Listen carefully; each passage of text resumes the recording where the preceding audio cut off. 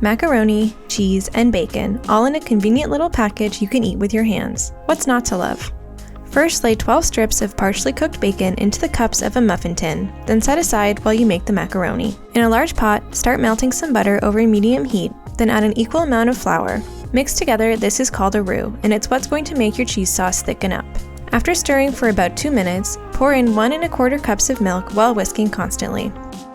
Once the roux has been incorporated into the milk and there are no lumps, pour in half a cup of heavy cream and whisk to combine.